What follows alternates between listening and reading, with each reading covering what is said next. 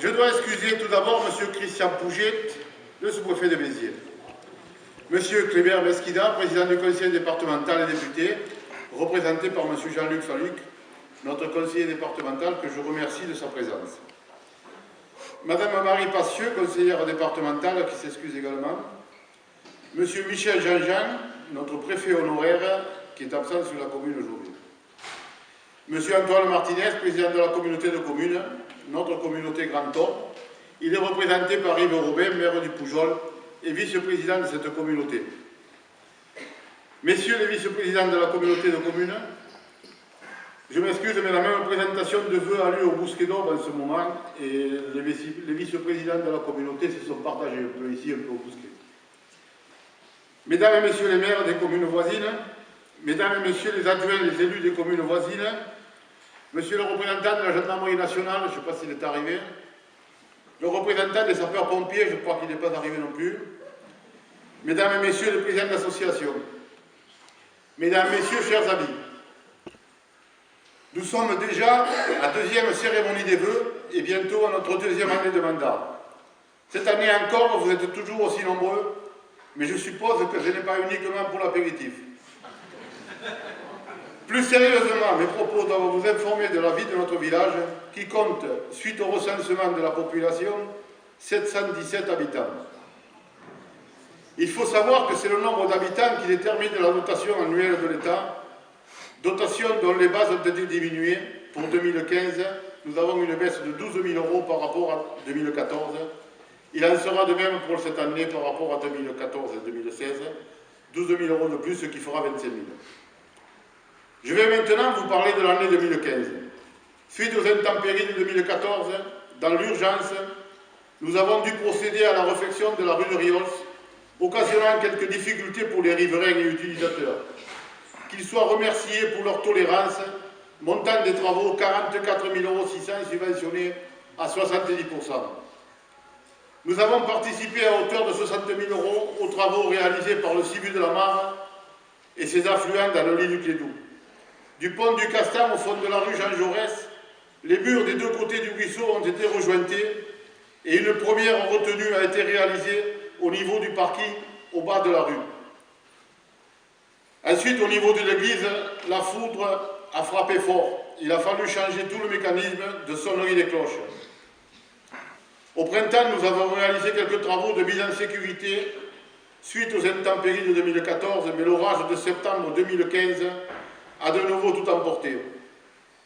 Une nouvelle demande de catastrophe naturelle a été déposée et elle a reçu un avis favorable du ministère de l'Intérieur.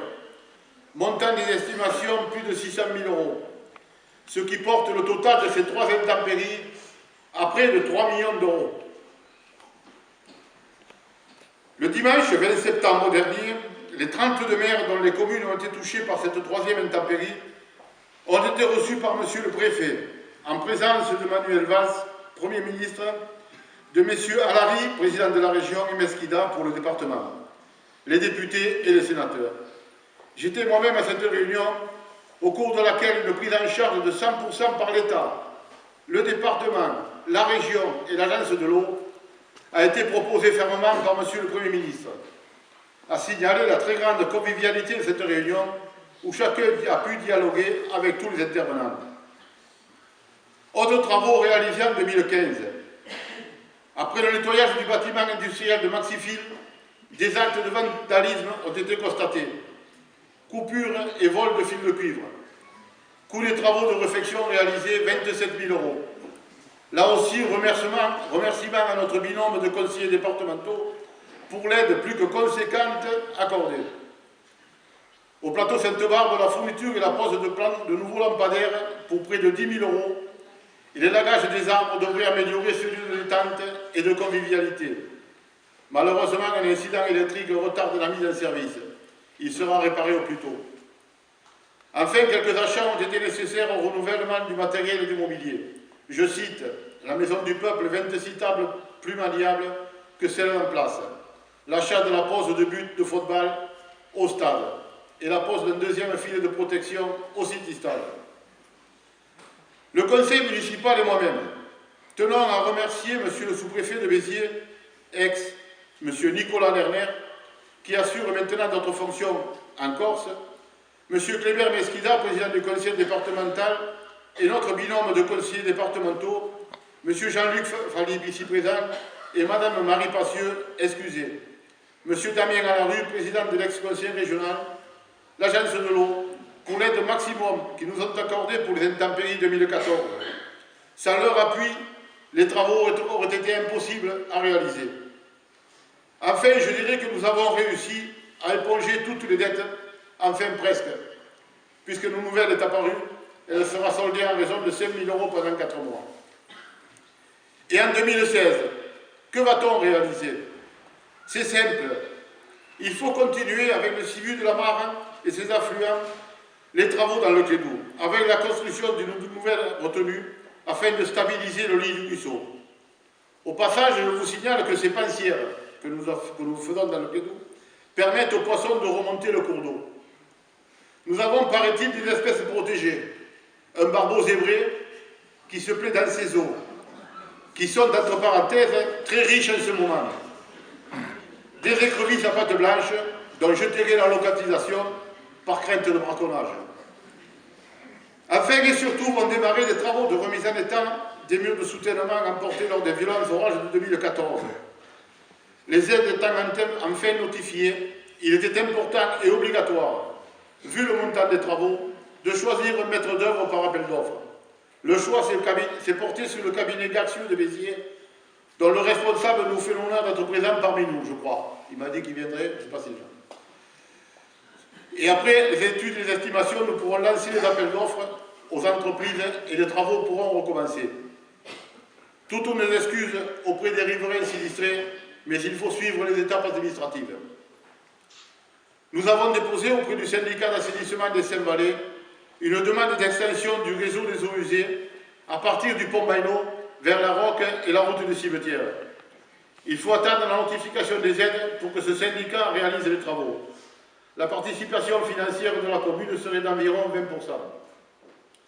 En parallèle à ces travaux, le syndicat des eaux, qui a aussi déposé un dossier pour le réseau d'eau potable de ce même secteur, pourrait profiter de l'ouverture des tranchées pour changer les conduites et améliorer la desserte. L'aménagement d'un parking aux abords du cimetière. Les travaux ont commencé et devraient se terminer par un revêtement en enrobé. L'adhésion à la fourrière bitéroise pour les animaux errants, chats et chiens, qui éventrent les sacs poubelles non déposés dans les bacs ou quand les bacs ne sont pas refermés. Une convention va être établie. Cette société interviendra à notre demande, mais aussi à l'improviste, pardon. L'animal placé en fourrière pourra être récupéré par son propriétaire, mais il faudra payer l'amende, environ 300 €. À bon entendeur.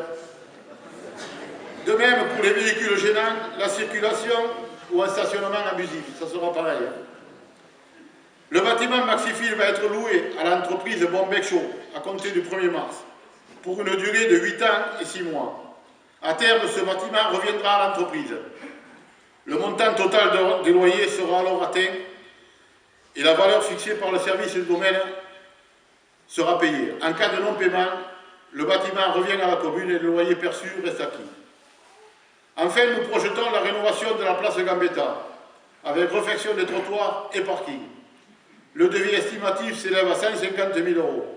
Ce projet sera réalisé après dépôt et attribution des subventions sollicitées. Il permettra, à partir de la place Gambetta, de continuer par tranche annuelle la réfection des trottoirs vers le Castan, la rue Gambetta et la rue Sainte-Barbe. L'an passé, le goûter des aînés a été apprécié de tous. Il sera reconduit en 2016. Pour terminer ce compte rendu, le Conseil et moi-même tenons à remercier l'importante activité du Conseil départemental sur notre commune.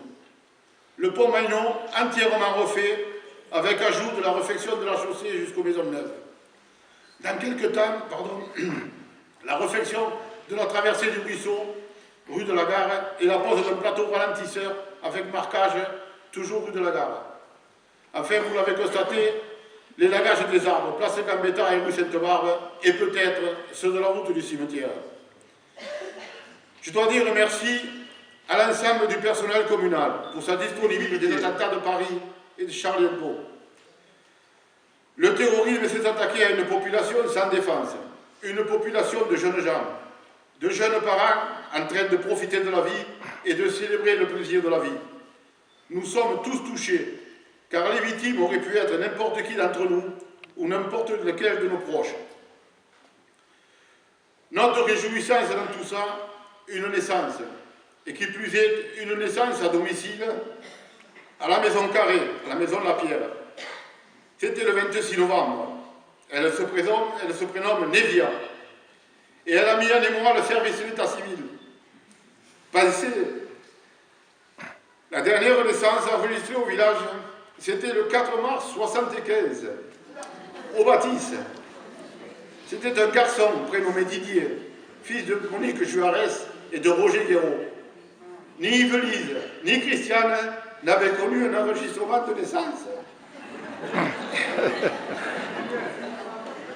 Voilà, mesdames et messieurs, ce long discours terminé.